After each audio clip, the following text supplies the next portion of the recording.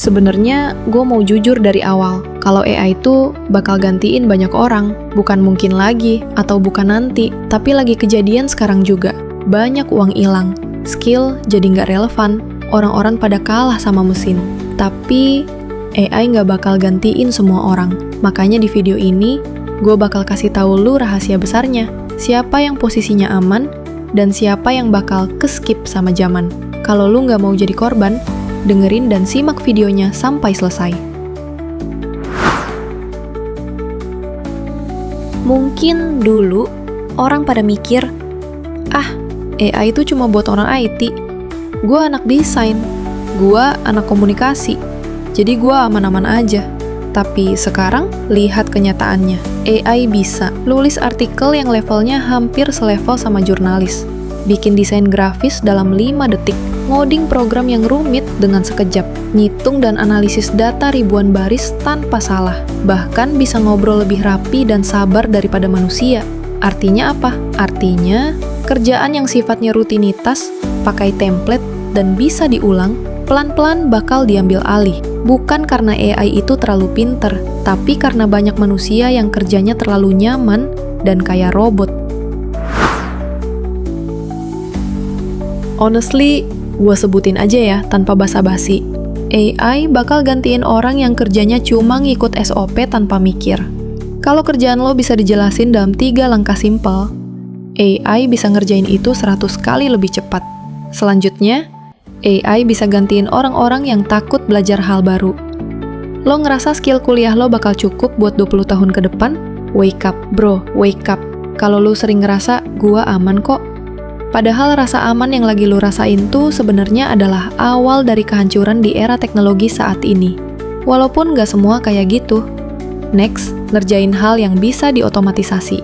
Kalau lu punya skill yang stagnan, lo cuma ngerjain hal yang sama, dengan cara yang sama, bertahun-tahun, itu artinya pekerjaan lo harus siap diganti sama AI. Dan yang terakhir, kalau lu cuma nunggu perintah, nggak punya nilai lebih, dan males upgrade diri, siap-siap, AI bakal jadi musuh lu dalam dunia pekerjaan. Sekarang bagian pentingnya. Siapa sih yang gak bisa disentuh sama AI? Yaps, yaitu mereka yang punya benteng manusia.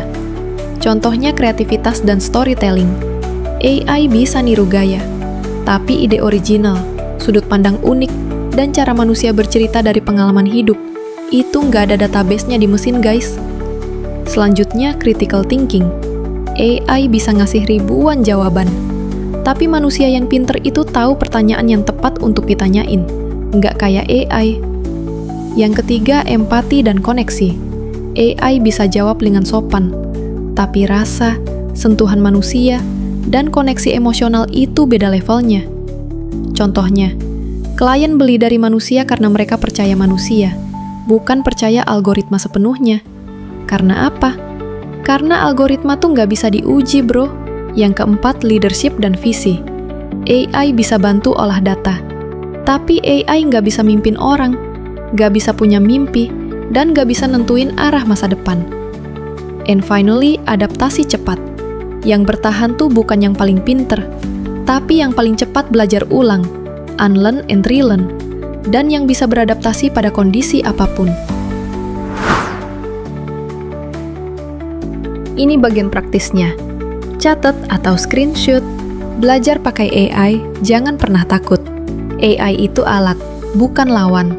Karena yang bakal kalah itu bukan sama AI-nya, tapi sama manusia yang jago pakai AI. Bangun skill hybrid. Jangan cuma jago satu hal.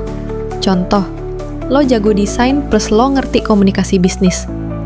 Atau lo jago IT plus lo paham psikologi. Karena skill campuran atau mix skill, itu yang bikin lo jadi high value dan susah dicari atau langka. Bangun personal brand.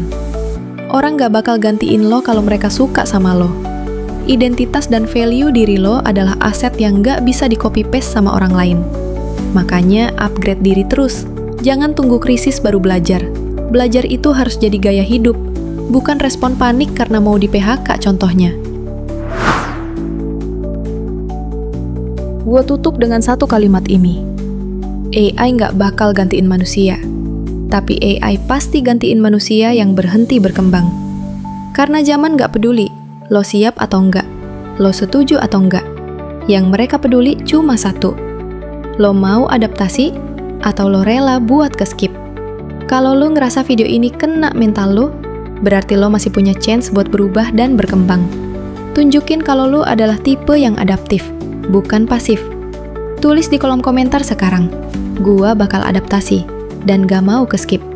Jangan lupa like, share, dan subscribe channel Gen Z Mindset ini, biar kita terus upgrade otak bareng. Sampai ketemu di video selanjutnya. Keep growing. Bye-bye.